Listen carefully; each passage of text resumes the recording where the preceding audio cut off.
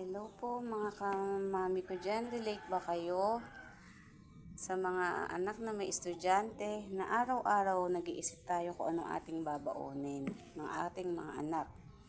Kasi po ako, hindi ako mahilig bumili ng mga frozen. Madalas ako lang gumagawa ng baon ng mga anak ko. Ngayon po, gagawa ako ng chicken at patatas. Pag mimix ko lang po sila, hindi ko alam kung ano bang tawag nyo doon. Basta po ako para siyang nuggets yun. Ngayon po, babalatan ko muna yung patatas. Ayun na po yung ating half lang po siya ng chicken breast ang ginamit ko. Kasi po, hindi po din ako gumagawa ng madami dahil nagsasawa din ng aking mga iba-iba po ginagawa ko. Pero madalas po, chicken, kasi mas gusto nila yon kaysa sa pork. Hindi sila mahilig sa pork. Last week naman po, ang ginawa ko yung breaded chicken. Ngayon naman po, ito. Chicken at patatas. Babalatan ko po muna ang ating patatas.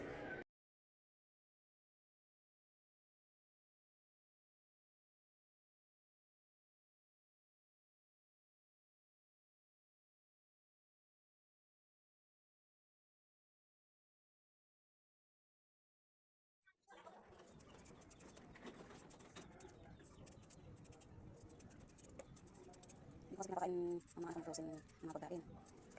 Kaya madalas kung ano iniisip ko lang nagawa ko para nila. Ayan. Ayan.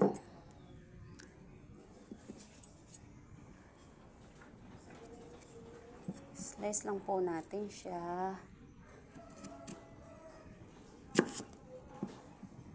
Pag-aapatin lang po natin siya. Ganyan lang po. Ayan. Then, huhugasan na po natin.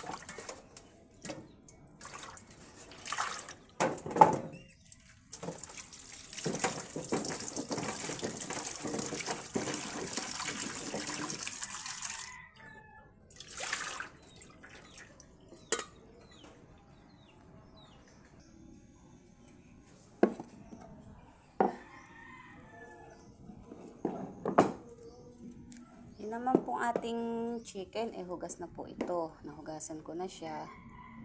Tapos, ayan po, ilalagay na natin siya. Tapos, lalagay na natin ang patatas. Pagsasabay na po natin siyang pakuluan.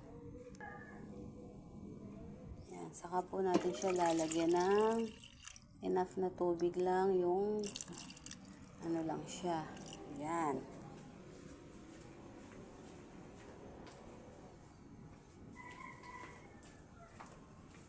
Tapos, lalagyan ko lang po siya ng asin.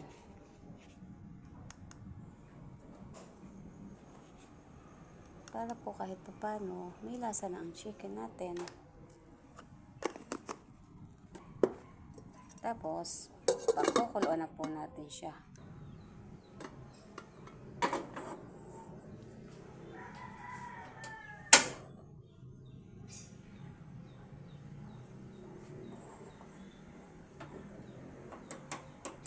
Kukuluan na po natin siya. Tapos, wait lang po natin siya hanggang sa maluto.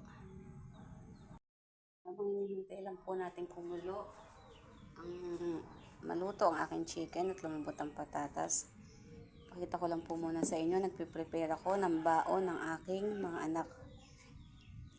Ihahatid ko po yan sa school. Hindi ko na po napakita sa inyo kanina, nagluto ako ng saluyot at breaded chicken. Yan po ang request ng aking mga anak. Dalawa po ang aking anak nahahakda ng pagkain. Kaya po yan ang request nila. Mahilig po sila sa gulay.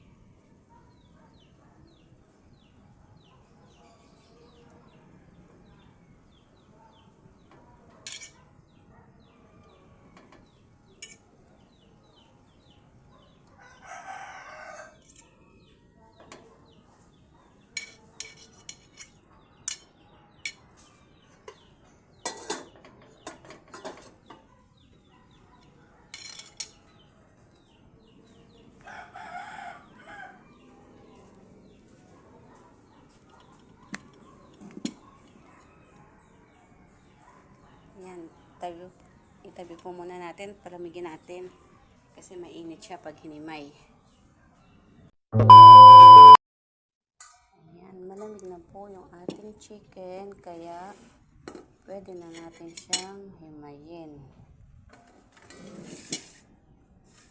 Himay na po natin siya.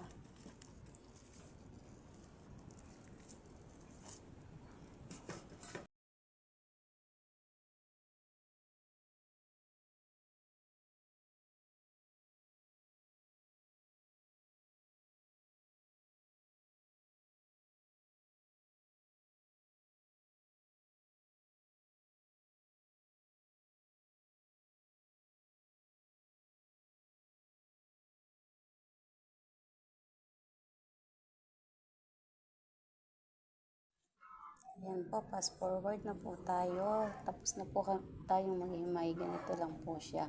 Then, isusunod naman natin ay ang ating patatas. Imamash lang po natin siya. Wala akong pang mash. Kaya po, tender na lang ang aking gagamitin.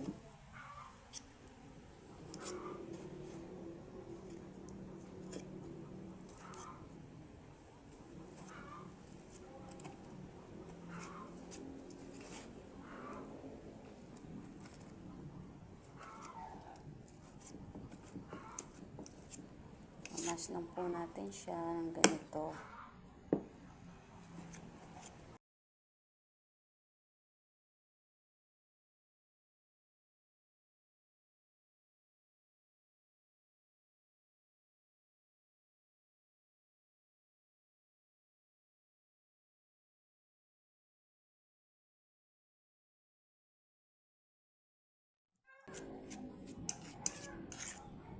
Okay na po siya. Pag namas na natin siya ng mabuti, nadurog na po natin siya.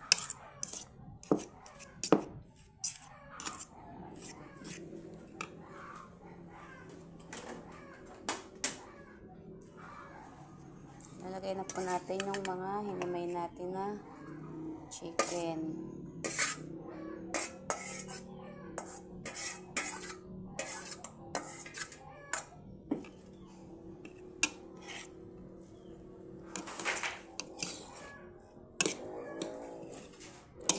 Konti pala ng patatas na nailagay ko. Mas marami yung chicken.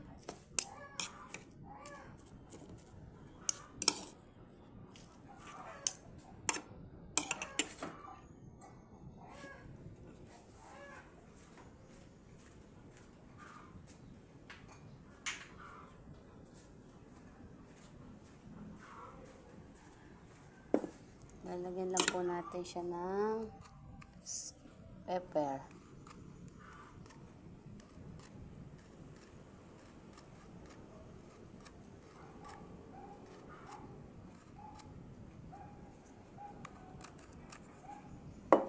Tapos, konting MSG.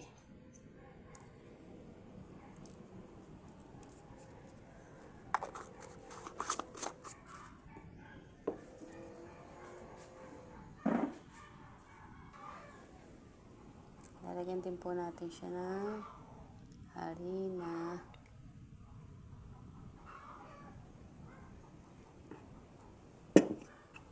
Tapos, mix-mix lang po natin.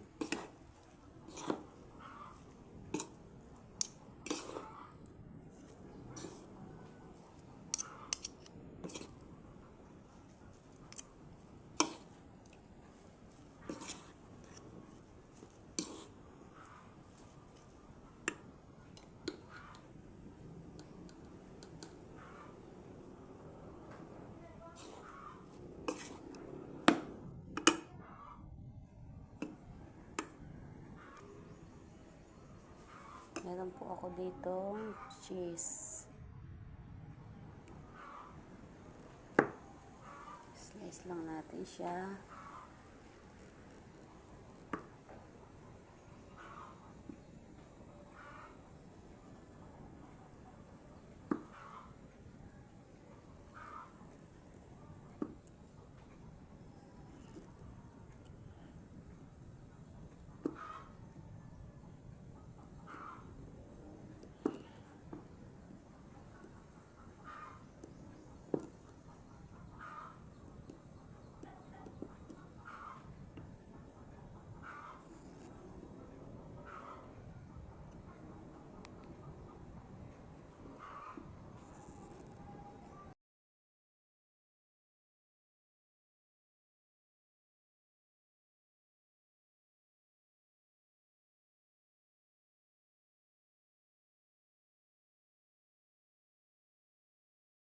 Po, i-coat natin siya sa breadcrumbs.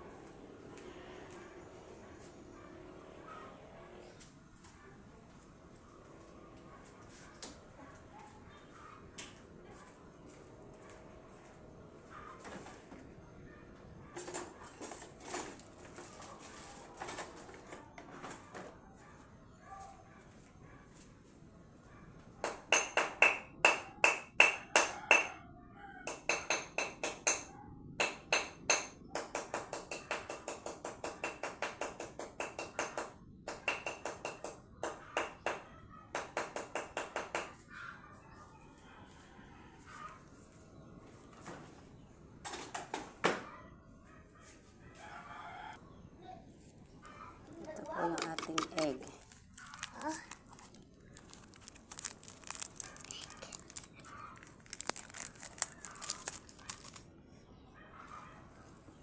Lagyan po natin siya ng konting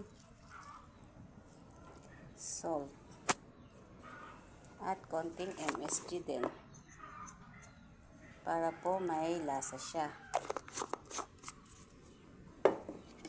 Tapos, ayan, ganyan lang po.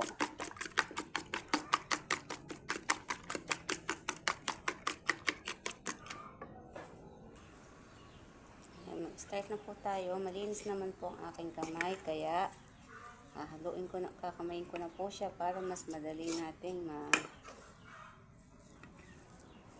maka-mix ang mga ingredients dito sa ating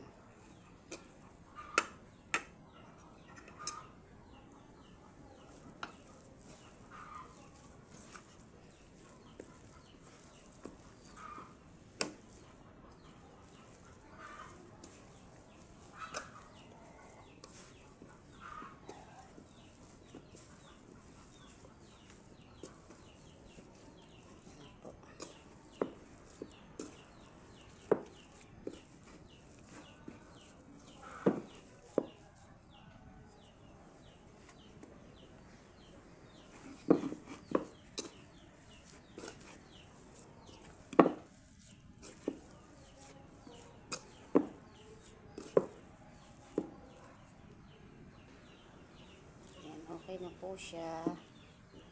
Magbibilog lang po tayo ng ayan po. Gagawa na po tayo ng gagawin ko po pabilog para, tapos ito po yung cheese. Ayan po yung cheese natin. Tapos babalutin lang natin siya ng ganyan.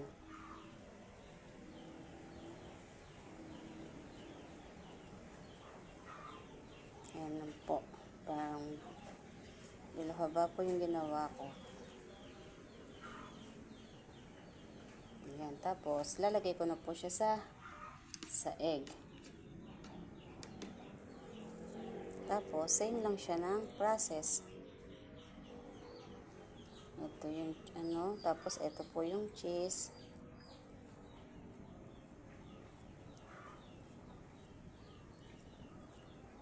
Ayan po. Ayan, ganyan lang po. Para siyang kahugis ng kikiam. Ayan. Tapos, ulit lang po ulit siya sa ganun. Tapos, cheese po ulit. Ayan.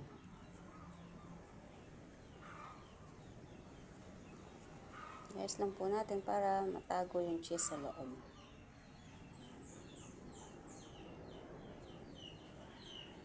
Hindi po pare-parehas ang laki ng ginawa ko. Yan. After po natin dito sa egg, lalagay na natin siya sa breadcrumbs.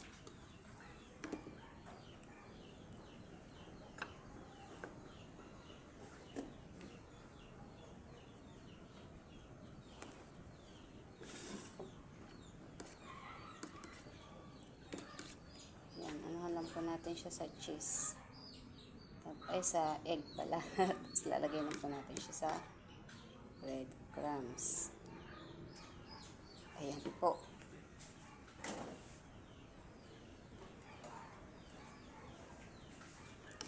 Tapos, i-coat na po natin siya ng breadcrumbs.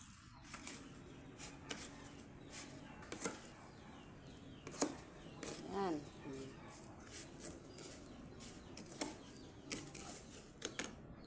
Ready na po ito para pangbaon nila, pamprito, piprito bukas at baon ng aking mga anak. Ayan, ganyan lang po, same lang po ng process.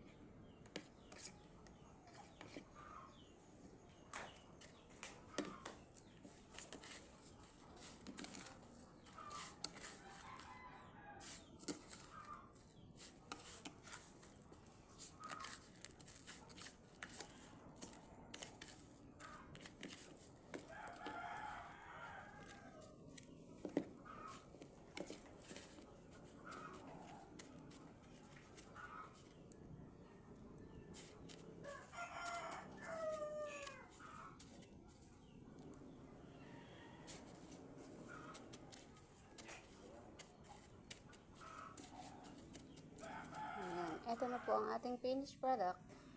Okay na po. Lalagyan na lang po natin siya sa freezer para hindi siya madaling masira. Thank you for watching. Ito na po. Lalagay ko na lang po sa ibang baonan yung iba para kasi po masyadong napuno na.